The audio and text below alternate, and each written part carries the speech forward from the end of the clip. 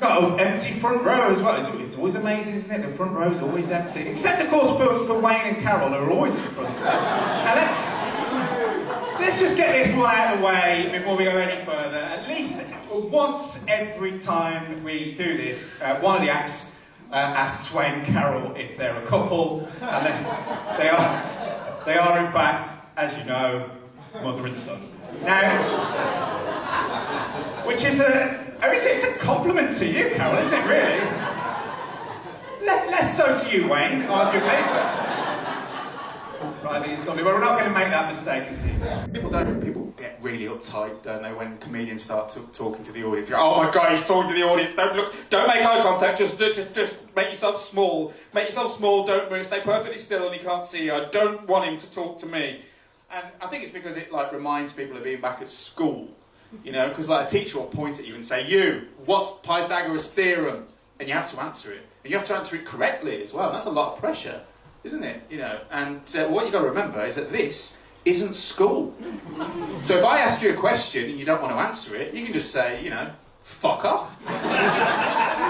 Absolutely nothing I can do about it. I've got no authority up here at all. I can't keep you behind after the gig. Make you write lines. I will give wittier responses to crowd banter. I can't do it. Let's put it to the test. So, what age did you lose your virginity? I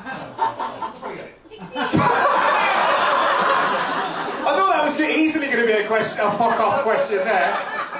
But he was just 28, yeah. Proud as punch, and why not?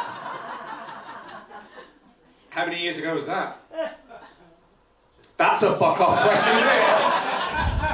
Now that's the thing, though. That's the thing, you see. Like doing comedy and doing new material, you know, sometimes it is going to be a bit shit, but it's all right as a comedian. You can be a bit shit as a comedian. You can be a bit shit, but it's not the end of the world. Ideally, you wouldn't be, but you know, so what, really? You know, what was a comedian like? He was a bit shit. Oh well.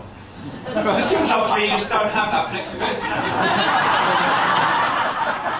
A mate of mine, he went to a circus the other week, right? And I said to him, "Oh, how was it?" He said, "Yeah, the trapeze artist was very good." And I thought, well, yeah, he'd have to be really, wouldn't he? There's only really two levels in that game: very good and dead. There's nothing in between. There are no mediocre trapeze artists. They get weeded out very early on in the recruitment process. In that respect, they're very much the opposite of suicide bombers. Another job where being a bit shit simply won't cut it. What was a suicide bomber like? Well, ask him yourself.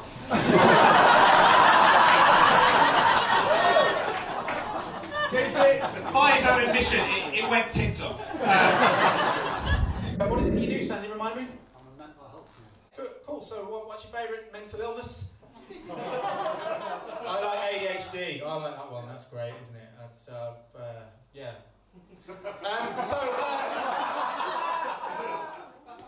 And who we got here?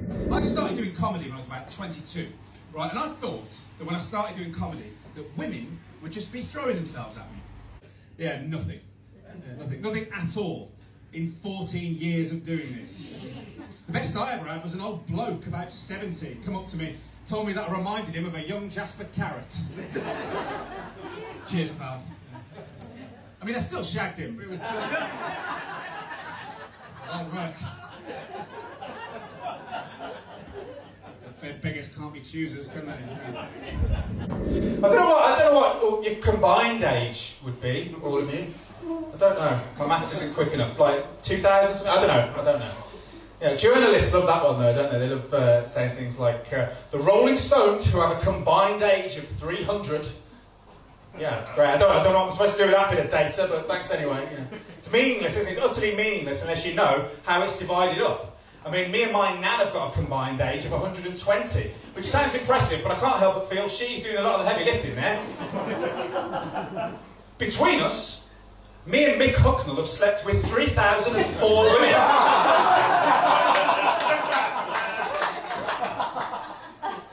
And once again, one of us really has gone above and beyond there to get that figure up to where it is.